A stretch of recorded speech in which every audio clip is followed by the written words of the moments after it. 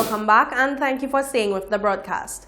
The general public in the Federation of St. Kitts and Nevis has been given the opportunity to stock up on grocery and medicine essentials over 2 consecutive days as the nation prepares to go into a nationwide lockdown from 7:01 p.m. on Thursday to April 16th at 6 a.m. This lockdown measure is aimed to fight the highly contagious COVID-19. As at 3 p.m. yesterday, Wednesday, the 8th of April 2020, there were 11 confirmed cases of COVID-19 in St. Kitts and Nevis, with no deaths from the disease. In his address to the nation on Tuesday night, Prime Minister Timothy Harris announced that both the state of emergency and the COVID-19 regulations made under Emergency Powers Act would be extended. On Tuesday night, the Prime Minister of St. Kitts and Nevis also explained that, under the lockdown beginning tonight, no one should be away from the residence unless he or she has special exemption as an essential worker or has a pass or permission from the Commissioner of Police. Zoning regulations were put into effect on Wednesday and continued into Thursday to control the movement of shoppers and traffic, particularly into the major towns of Basseterre in St. Kitts and Charlestown in Nevis. The U.S. has seen another spike in COVID-19 death toll, but there is a glimmer of hope as the infection rate seems to be slowing down in New York. ABC's Mona Kose Abidi reports. Despite the new death toll in the epicenter of this pandemic, a glimmer of hope. There's no doubt that we are now bending the curve. The bad news isn't just bad, the bad news is actually terrible. New York setting another one-day death toll record, 779 people. And the governor saying that number will rise as more patients struggling in the hospital lose their fight. The longer you are on a ventilator, the less likely you will come off the ventilator. But this morning, the infection rate appears to be slowing in New York. Some hospitals now releasing more patients than they're admitting. An encouraging sign for the physically and emotionally exhausted healthcare workers. Maimonides Hospital in Brooklyn bringing ABC News into a makeshift ICU. Dr. Daniel Nicola was seen ripping off his mask and walking away from our cameras after calling a patient's family to update them on their loved one's condition. I mean, one of the parts of our job is delivering bad news to patients.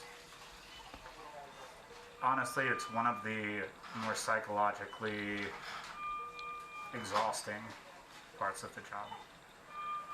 So telling someone that their family member may not make it, it really does, it takes a lot.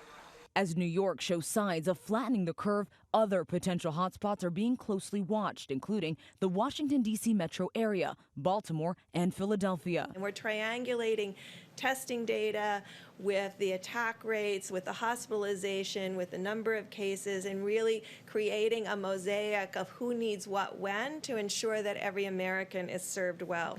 A leading model now predicts 60,000 Americans will die in the pandemic by August. That's down significantly from the 100 to 240,000 it predicted just weeks ago. Doctors credit social distancing and saying we can't let up. What you do with data will always outstrip a model. You redo your models depending upon your data. And our data is telling us that mitigation is working. So again, as Dr. Berg said, keep your foot on the accelerator because that's what's going to get us through this. But as Americans wonder when life will get back to normal, a sobering message from one expert. We're not going to get back to normal, the sort of before COVID, the BC kind of normal, where we go traveling, we go to restaurants, we go to concerts, we go to religious services, we go on cruises, until we have a vaccine that protects everyone. That's 18 months. It's not going to be sooner. In the meantime, there's new hope for a potential coronavirus treatment now in the works. It's a pill that blocks the coronavirus from attaching to lung cells in test tubes. It could be used to both treat and prevent COVID-19, and it is set to start clinical trials in humans this spring. And according to the New York Times, new studies show most cases of the virus here in New York can be traced to people who traveled from Europe in February before the travel ban. Hi, everyone. George Stephanopoulos here. Thanks for checking out the ABC News YouTube channel. If you'd like to get more videos, show highlights, and watch live event coverage, click on the right over here to subscribe to our channel. And don't forget to download the ABC News app for breaking news alerts. Thanks for watching. Spain is close to passing the worst of its COVID-19 outbreak, the Prime Minister said as the Parliament debated extending the national state of emergency. The fire starts to come under control, PM Pedro Sanchez told MPs in Madrid, saying that the country would have total victory over the virus. Spain has Europe's highest number of confirmed cases, with 152,446. As of Thursday, the country reported 15,238 deaths. Sanchez is the latest European leader to suggest the situation may be stabilizing.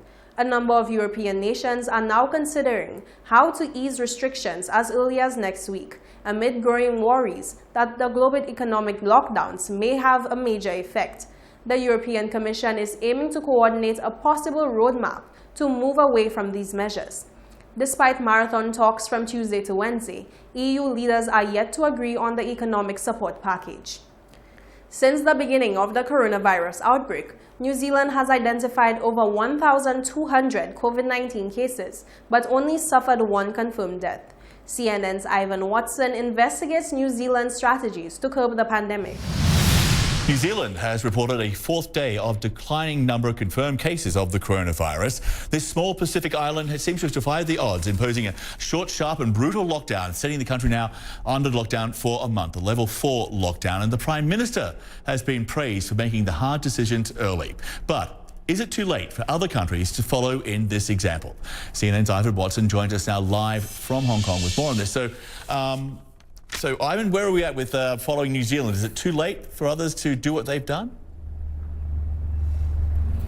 The interesting thing that we heard from the New Zealand's Prime Minister is she says that about 2 weeks ago, according to government modeling, the country was on a trajectory to potentially follow the very tragic path of Spain and Italy, which have both had more than 10,000 deaths. And instead, she imposed a 4-week lockdown. The borders had already been closed. And now New Zealand can report 4 days of declining cases of coronavirus, as well as only one death thus far. So New Zealand is setting a very ambitious goal, trying to eliminate the disease completely from its shores. Stay with the broadcast because when we return, sports and the latest weather report.